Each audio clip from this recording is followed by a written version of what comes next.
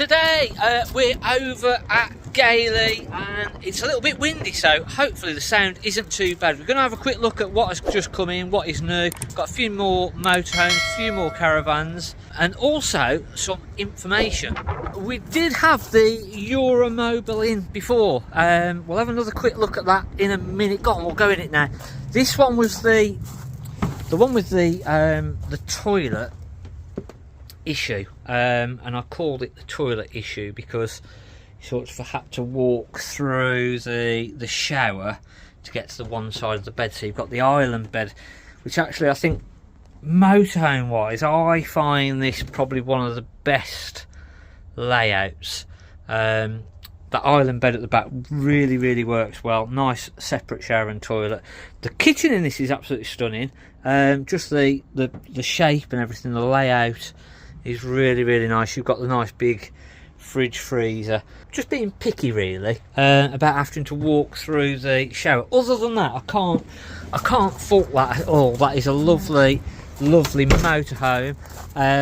So it's not been in long. It's 66,995. It's 15,800. 3,850 kilograms, so it is over 3.5 tons. Another motorhome which we'll come back to, so that's a Pilot Adventurer P730. So I think that's got single beds, so we'll have a look at that afterwards. Up the very top, we've got I think it might be locked actually. I'm trying to go up there and it's locked. A lovely Swift Lifestyle. So we'll come back to that one. We've got another 6-berth twin axle. It's just literally come in. So we'll go and make our way over to that. And then we've just had a customer with a Aldi central heating.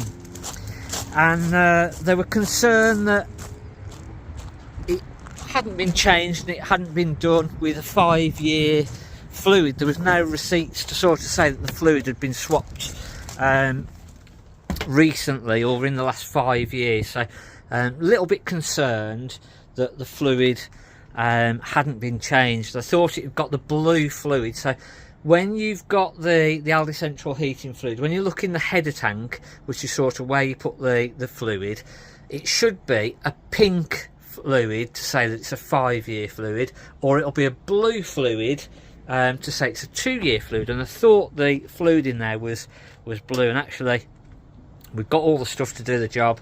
And then when we looked at the fluid that was fitted in there, it actually was the pink fluid. It was the 5-year fluid. So we'd worked out from what we could see on the last change, which was 2020. So there was actually another sort of 14-15 months on that fluid left. But the problem was we'd ordered everything, so it was a case of, well, unfortunately we're just going to have to swap the fluid, but you're going to lose sort of 14 months of use on that fluid. So it's always difficult to know exactly, if you haven't got receipts, exactly when that fluid had been changed. You can get a little tester off Amazon and things like that, and you can actually test the glycol level within the antifreeze that is in there. So that is another way if you're not sure how to actually check it. So I'll try and find a link or an image of one of those. So this is the Sprite Quattro EW. So it's got the L-shaped layout at the front. Really nice seating. Side dinette on that side, so there's a bunk bed that comes up, and then you've got the fixed bunk bed and that nice big washroom at the back as well. So a really nice layout. So this has just come in. This is going to be coming on sale very shortly. So we've still got the L-Finity. That was the 554 with the side island bed. We've still got the Swift Elegance 530, and that had got the side dinette. And then the Lifestyle, this has just come in. So 1,600 kilograms, 16,995. Nice big twin axle 6-berth. It's got the 4-wheel drive motor movers.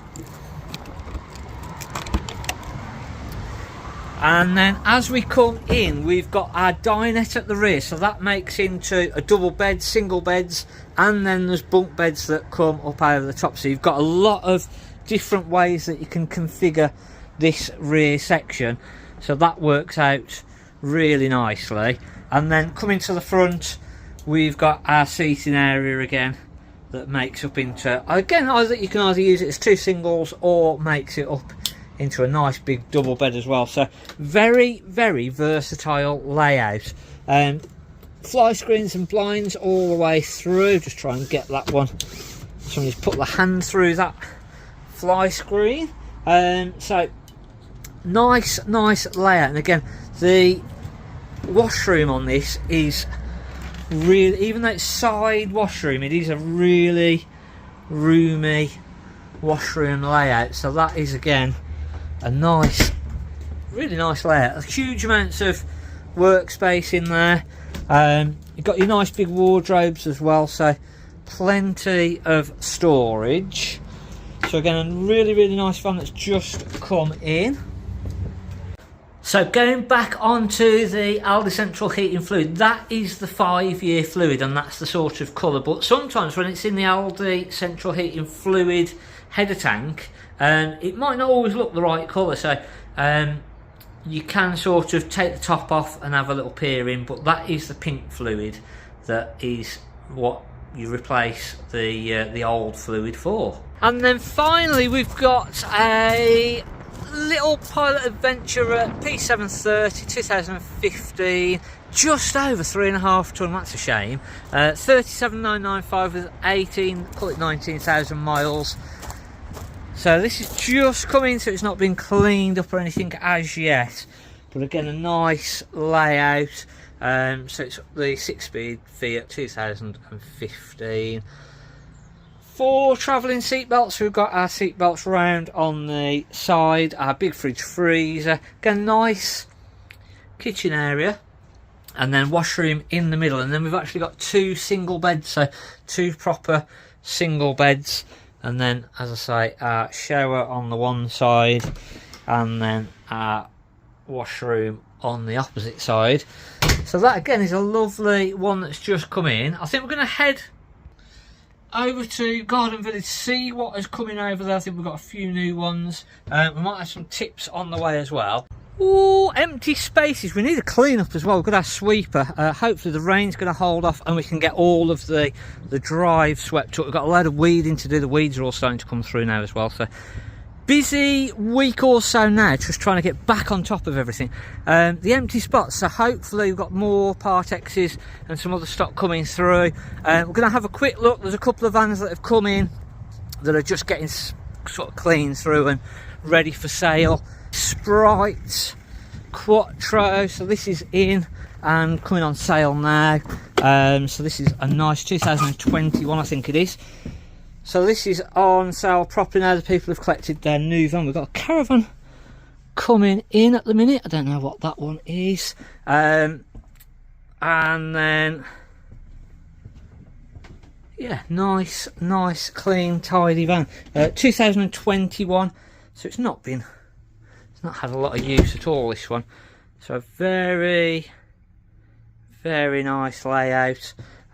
Great sort of touring around. I think on Sunday's video, we're going to be looking at a few different things that might catch you out when caravanning. And also, if you're thinking about going over to the continent, a couple of deals that we've noticed and spotted. So they'll be coming up on Sunday's video as well. Oh, a little one just snuck in. That's just turned up.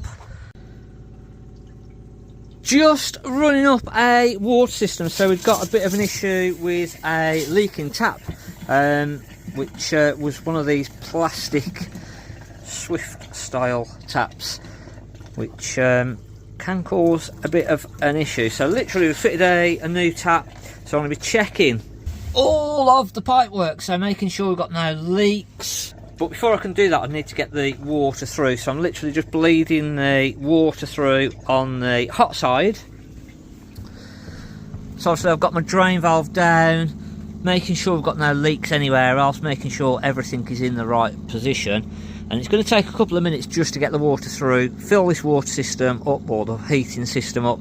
Once that boiler is obviously full of water, I'll start to get a nice steady flow of water. I'll normally do the sink tap first, and then I'll go and do the bathroom and the shower tap, and then get the water through on those, and then I'll leave the system pressurised up for about half an hour, and then we can come back in and just make sure we've got no leaks on any of the fittings, and then we'll put our hot water on, and again we'll run that hot water then through. And again, sometimes when the water heats up and the pipework gets a bit warmer, that can sometimes create a bit of a leak that wasn't there. So again, we'll leave that hot water actually on for a fair bit of time, a good couple of hours, just make sure the water's getting hot, make sure the pipework's getting hot, and then we can recheck that system again for any leaks. So once we've got a nice steady flow of water like this, we are ready.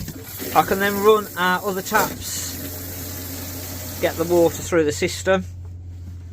I'll do the same on the shower, and again just going to have a quick make sure we've got no leaks on any of our pipework. All seems good so far. And again, sometimes when you're changing a tap, can't really see in there very well, if you've moved any of the pipework around or anything like that, it can create problems in other places. So not just checking, there we go, I can see a little bit better now. So we're not just checking the pipework that we have sort of messed with, we want to go back a couple of fittings and just make sure nothing else has moved. Then just going to do the shower as well, so we want to make sure our shower on the hot and the cold is run through, and we've got all of that air through the system and out of the system. And then with a little torch, and again just feeling all of our pipe work, I'll then, once I've finished videoing, I'll put the torch on, just double check for leaks. I'll leave that pressurised, as I say, for about half an hour, and then I'll put the hot water system on, and I'll make sure in between that the pump doesn't keep kicking in and out, because if the water pump was to keep coming on and off, there's a potential leak somewhere. So that is going to identify, first of all, whether we've got an issue in the system as well. So that's an early indicator. If your water pump keeps coming on and off, that is sort of saying we have got an issue somewhere and we've got a loss of pressure on the system. So a good identification to see whether we have got an issue or not. So next up, we're going to put our hot water system on. So we've got our Truma heating on this one. So we've got the little plug to say that we've got electric on. We're going to come to our hot water. We're going to turn that on to boost, so we're going to get that warmer a bit quicker, and we're going to put our hot water on electric 2 on the highest setting, and that then is going to boost that hot water, heat that hot water up a little bit quicker, and we can then go through and just double check all of that system. Make sure that we've got no problems coming up, no warning lights on the system, and that then should be heating our water system. We can then go back through and just check all of that pipe work, and that is basically when we replace a tap, that is how we're going to do it, and just making sure that we've got no leaks on the pipe work that we've replaced, but also then going back a couple of fittings as well, and then we'll just double check everything is working as it should do.